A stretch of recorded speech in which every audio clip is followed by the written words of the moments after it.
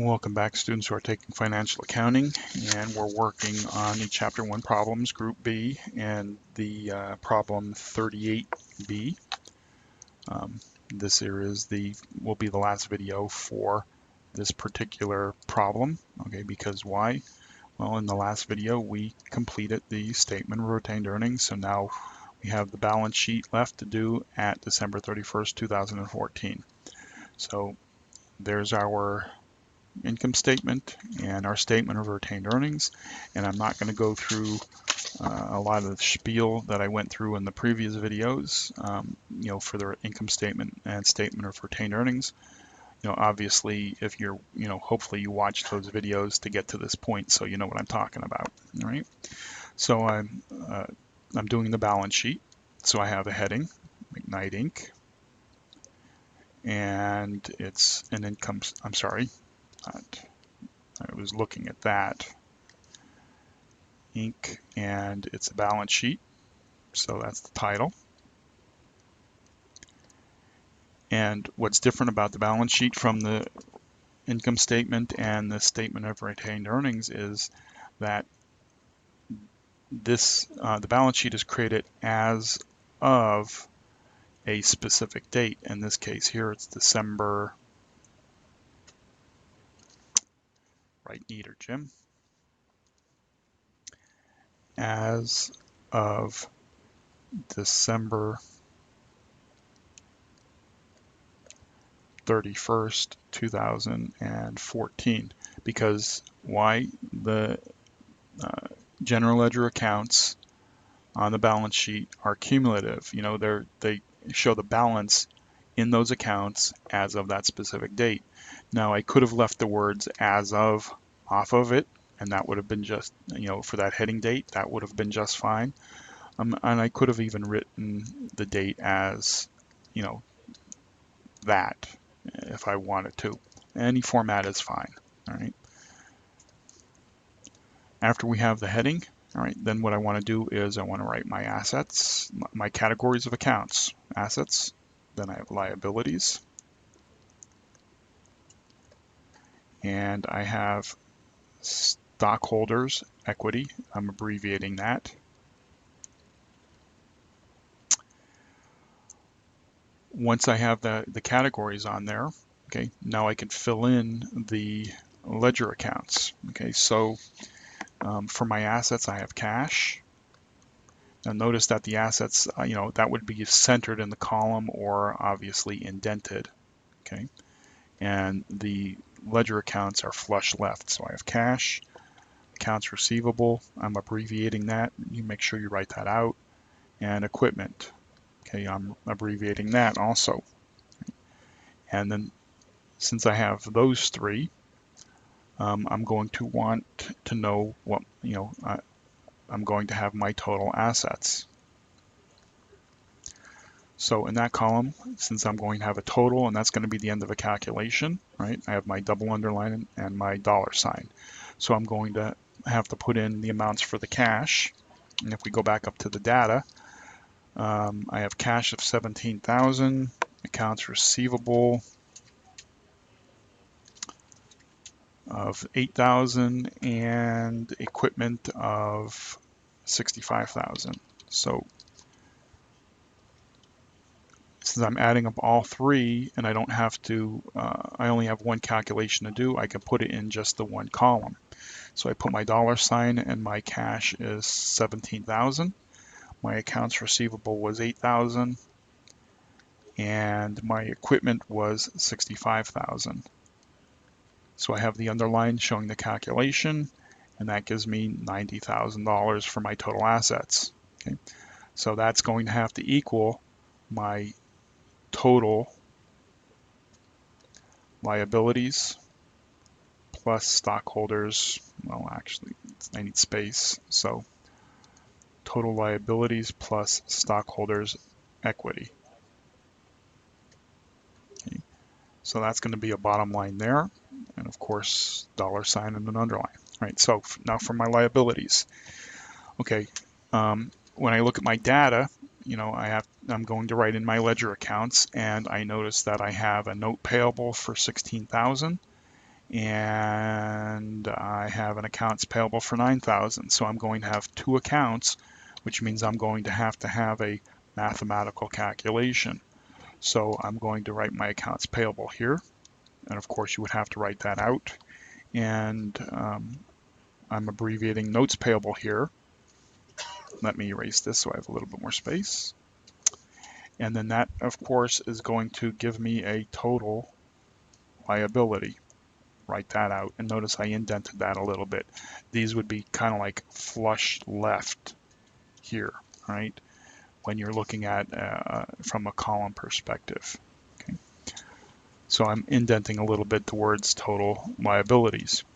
And since I'm adding those two together and I'm only getting one amount and I'm showing it as a total liability, I can use the right-hand column, put my $sign for the accounts payable, which is 9,000, and the note payable was 16,000, underline because it's a calculation, and the total is 25,000. But now notice I don't put a double underline under that, because why?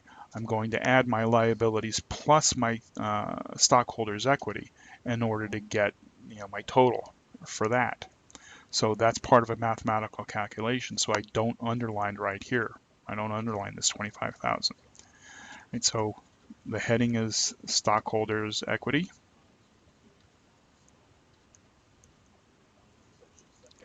And the accounts that we use for that are common stock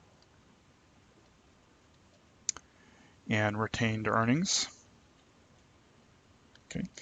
And since I have two of those and I have to add them together, indent a little bit here. Okay. And write total stockholders' equity. And again, I'm abbreviating. And let's see, the amounts for the stock is 20,000, and the amount of the retained earnings comes from our statement of retained earnings, which is this here, 45,000, which in the previous video I had said it goes on the balance sheet. So since I have two mathematical calculations here, I have 20,000, two accounts that I'm adding together, 20,000 and 45,000, and I underline it, and that gives me 65,000. Now, I could have put this calculation in a left-hand column, okay, which would have looked like this. I would put a $sign here and wrote my 20,000 here and my 45,000 here, and I would have drawn an underline, right? And that would get rid of that underline right there, which would give me my 65,000, okay? And of course, that has the underline, right? And now that tells me that 25,000 plus 65,000 gives me 90,000 as my total liability and stockholders' equity, okay? I realized that the solution did not use the column like I did here, okay? And the reason why they may not have done that is because they were looking at they're kind of like saying, okay, I have my liability plus my stockholders' equity, and it's telling me I add those two together.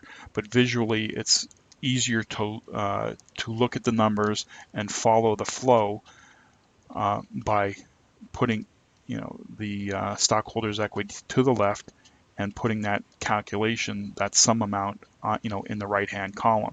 Because now when I visually look down this column, okay, yeah, I see 9,000 and 16,000, which tells me I have a liability of 25,000, but I'm going to add the 25,000 to the 65,000 to get the 90,000. If I want to know what makes up the 65,000 here, okay, then I look to the left in the left-hand column to see that calculation. So personally, that's the way I would have created the financial statement. Now, is the answer wrong? No, it isn't. Technically, it follows what it needs to, okay? but I had said earlier that in other videos that I'm not here to absolutely repeat what is in the book because it's repeat the solutions. I'm here to bring additional knowledge and insight into working these problems, and hopefully it helps you in the long run, because it's about understanding an application. And I said in the introductory videos that you're going to see different formats, different ways of doing things. Okay, one is not more right than the other. All right, but I'm showing you what I feel is the easiest way of doing it, and being able to recognize and work with the information. So I'm not always going to agree with what is in the answers, but I will say that for all intents and purposes, I mean, those answers are correct. It's not the end all be all. Okay, me being an accountant, I could look at the solution and understand what's there. Okay, but why? Because I can see, and as I'm showing you on the screen here, okay, since I understand the structure, okay, of things, right, I'm able to just from looking at it so much, I'm able to decipher what's going on and keep that understanding. And again, one is not more right and one is not more wrong. So if you have a test and you put the answers like you do in the solution manual, that's fine. Okay, if you present the information the way I'm showing you here, that's fine. Again, they're both, there's more than one way to present the information. But if you present the information that's too far out of the ballpark, then obviously it's going to be wrong, right? Like, for example, if you you just put 90,000 and you don't label it, that's wrong. Okay, you're going to lose points because it should be formatted correctly. And if you abbreviate, that's wrong. You shouldn't be abbreviating. Okay, I'm only doing those things for benefits of the video, and also since I'm the only one seeing my homework, right? I can do those things, but I do understand that if I was going to create a balance sheet that I'm going to hand to somebody else, turn it in for a grade in the workplace, I would write out the words common stock, retained earnings, accounts receivable, equipment. I wouldn't be abbreviating, okay? And I'd also be using a word processor. So, all right, so with that, we're done with P1-38B, and I will hopefully see you in for problem 39B.